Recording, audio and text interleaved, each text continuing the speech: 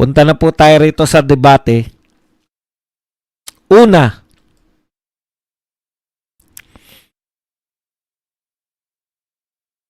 may pangyayari na hindi ko ganong inintindi to kasi alam nyo naman, mayayabang talaga yung mga attorney. Yung mga abogado talaga may likas na yabang. Ang tawag ni Miriam Defensor dyan, intellectual arrogance, no? Arrogante sila hindi dahil sa mapera sila, arrogante sila dahil magagaling sila, maalam sila. Intellectual arrogance ang meron niya mga yan. Okay. Kaya nung si Marcoleta sumisikat na magaling na abogado, magaling na senador, nagsalita yan si Justice Carpio nung October 2025. Yan. Dahil sa sulsul nito nila Hayderian at saka nito si Hayderian at saka si Llamas.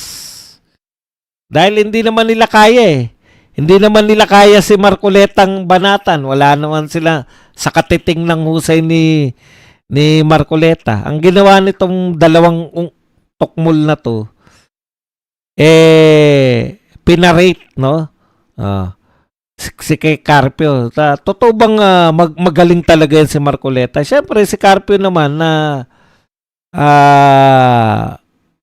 yun nga, yung arrogante. Sabi ni Carpio, si Marcoleta raw belongs to lowest rank or lowest rank among lawyers.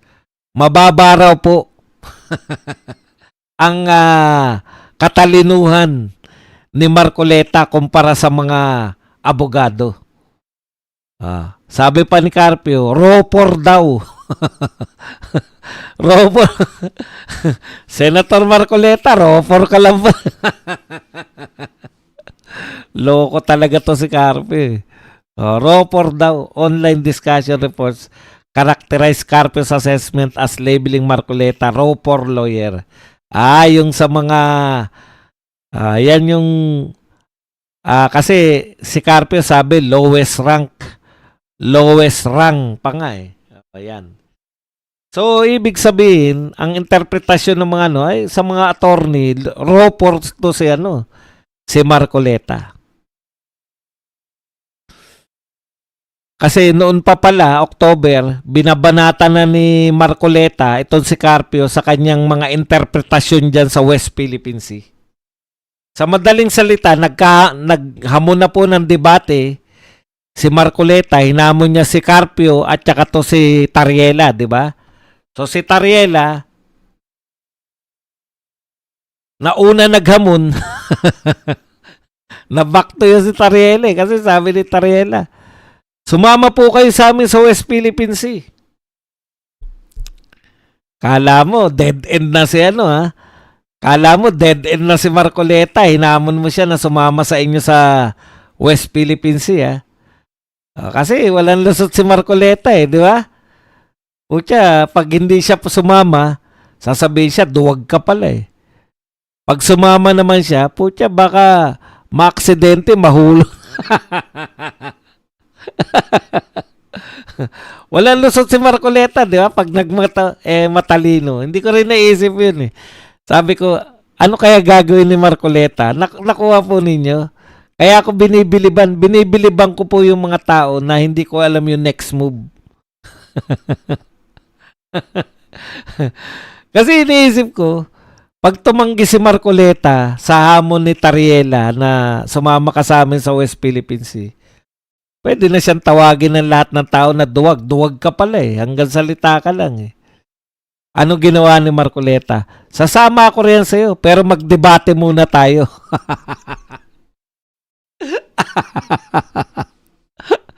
Alangan naman pumayag si Tariela. Sino ngayon na nakakahiya? Di ba? Sino ngayon nakakahiya? Sasama siya pero makipagdebate ka muna sa akin. Yan yung mga balik na swabing-swabe. Kung tayo lang po nag-iisip niyan, ano kaya isasagot ni Marcoleta dito? Pag hindi niya lang pinansin, ulitin niya ni Tariela. Yung hamon niya na yan, uulit-ulitin yan. Tapos ulitin ng mga trolls. O, natigil, di ba? Ano sabi niya? Debate muna tayo.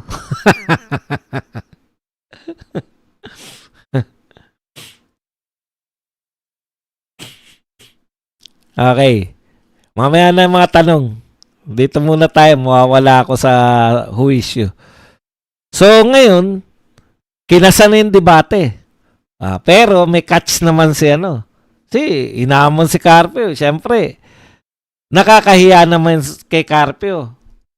Kay Carpio, putya, nakakahiya yun. Sinasabihan ko na ropor lang to. Siyempre, pride lang ni Carpio yan. Pride na po yung umiiral. Si Marcoleta kasi, at least kahit papano, nakakapag-practice pa po siya ng debate. Nakita nyo naman, no? Sa Senado, napapractice niya po. Sa debate kasi, importante, hindi lang yung talino. Sa debate kasi, importante yung mabilis ka magbalik. Kaya walang mananalo kay Marcoleta na debate sa mga senador. Kasi sanay sila sa mga bigay ng pinifeed ng kanilang mga staff yung mga sasabihin nila. Sanay sila dun. Hindi naman sila sanay sa debate talaga eh. Samantalang si Marcoleta, nakatayo lang, di ba? Nagsasalita ka. Sasagutin niya yung sinasabi mo. Tsaka isa pa ang technique ng mga magagaling sa debate. Stick lang sila dun sa nila, sa posisyon nila. Hindi sila nasusway ng argumento. Natatandaan nyo, pag nakikipagdebate si Marcoleta sa mga taga-DOJ, ano lang sinasabi nila? Anong laging pinupunto ni Marcoleta? Yung restitution ay mali. Wala sa batas. Magpapaliwanag yung DOJ, etc. Restitution pa rin siya. Yung asa ng kinakailangan mo mag-restitution muna. Ang dami ng pinaliwanag, babalik lang ni Marcoleta sa restitution. Di ba? Hindi nyo masasway si Marcoleta sa argumento nyo. Yan yung gustong gawin ni Carpio. Nakakahiya kasi sinabihan niya na ropor. Pwersado siya ngayon na tanggapin yung debate ni Marcoleta. Pero, para hindi matuloy, alam niyo yun yung kunwari tinatanggap mo yung debate. Kasi nakakaya yung puta, sinabihan mo ng ropor tapos sinamong ka ng debate, hindi ka makikipagdebate.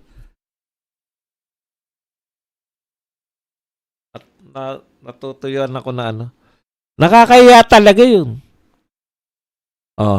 Tinanggap niya pero nagbigay siya ng mga kondisyon. At pag hindi tinanggap ni Marcoleta itong mga kondisyon, hindi na matutuloy yung debate. At least hindi siya tumanggi. Mga wais na. Alam niyo na ngayon kung bakit siya naging Supreme Court Justice. Magagaling eh. Ayaw na makipagdebate pero hindi niya sabihin na hindi siya tatahimik. Hindi siya sasabihin na ayaw ko makipagdebate sa'yo kasi ropor ka eh. Ropor na nga ako, ayaw mo pa akong patulat. Di nagbigay siya ng kondisyon. Ito kondisyon ko, ito lang pag-uusapan natin, ililimit natin. Para hindi na matuloy ang debate. Yun eh. Pag hindi sumunod si Marcoleta, hindi na binalikan siya ni Marcoleta. Open topic tayo basta tungkol sa West Philippine Sea. Lahat. Bakit mo ililimit sa gusto mong topic? Yan yung mga balikan ng mga matatalino. Ganyan po makipag-argumento mga matatalino.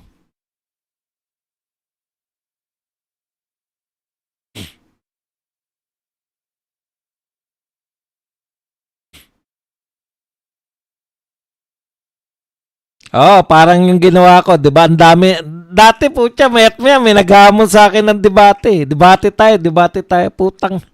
Nagpresyo ko, sige, magbigay kayo ng 200,000. Okay po ako dun. Wala po akong problema sa debate. Sa mga vlogger na yan ng BBM, makikipag-debate sa akin. Puta.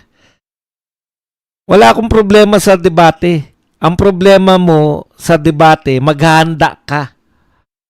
Popokus ka. Nakakahiya di ba?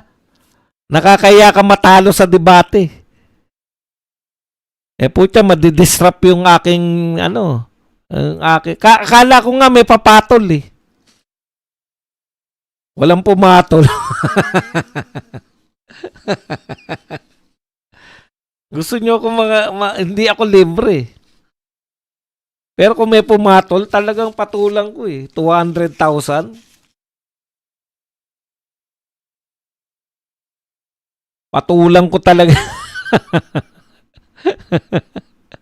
Kahit dun pa sa lugar nila, puta, gusto nila sa bahay pa nila.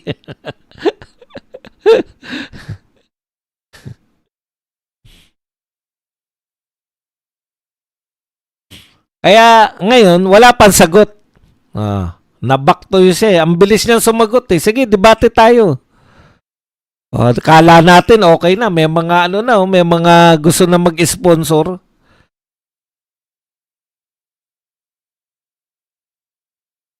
Kaya, ang point ko lang, Carpio, eto lang ang pwede kong sabihin sa'yo, Carpio. Huwag ka nang magpalusot. Hinamong ka ng sinasabi niyong ropor. Tapos, nakakayang hindi mo tanggihan. Ang ginagawa mo, pag-iwas yan Kalokohan yan. Siyempre, panalo na ako dun. 200K. Gusto ko kasi pausuhin sana. Kaso walang pumatol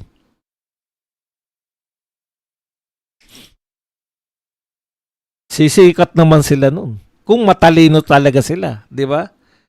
Kung bugok ka lang, ang alam mong debate, sigawan lang. Kutya.